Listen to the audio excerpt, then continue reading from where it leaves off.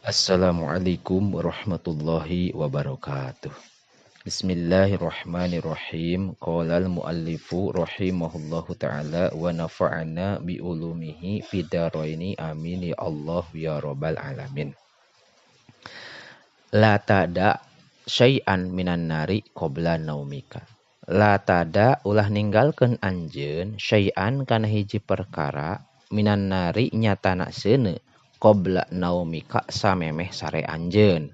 Wa fil hadisi sareng eta tetep dina hiji hadis la tatrukun naro fi buyutikum ari lapad la tatrukun naro fi buyutikum. La tatruku ulah ninggalkeun aranjeun kabeh annaro kana seuneu fi buyutikum di pirang-pirang imah aranjeun hina tanamuna nalika sare aranjeun kabeh. Wah taroko nyat sareng geus ngaduruk naon baitun imah bil madi wah taroko sareng nyata geus kaduruk naon baitun imah bil madinati di Madinah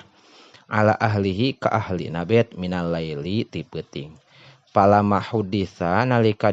diwartoskeun saha Rasulullah sallallahu alaihi wa alihi wasallam bisya'nihim kana tingkahna itu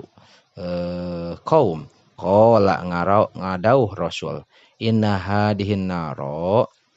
bisya'nihim kana tingkahna nar qala ngadauh Rasul inna hadihin naro sayaktosna ieu nar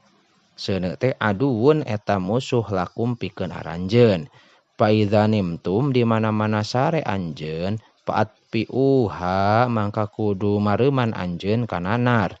wa iyyaka sareng ngajauhan anjeun antanama kana sare anjeun fi auqatin dina pirang-pirang waktu nuhina anu dilarang urang sadayana anin naumi tina sare fiha dina itu auqat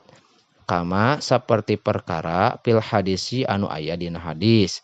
man ari saha jalma nama eta sare ieu man qabla sholatil isya'i samemeh salat isya al akhirati anu akhir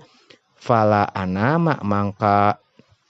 moal nyarekeun sa Allahu Gusti Allah ainaihi kana dua socana ieu si man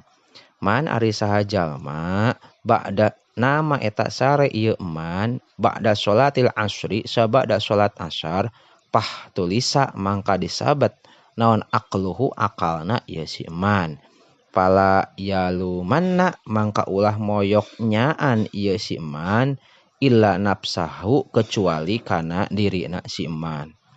naumus subhati ari sare sabada salat subuh tamna'u eta nyegah ieu naum arizqa kana rizki naumud duha ari sarena dina waktu duha hurkun eta hurkun ay yurithu tegesna ngawaris ieu naum al baladata kana belet wal humqa sareng kana kedul wallahu a'lam bissawab.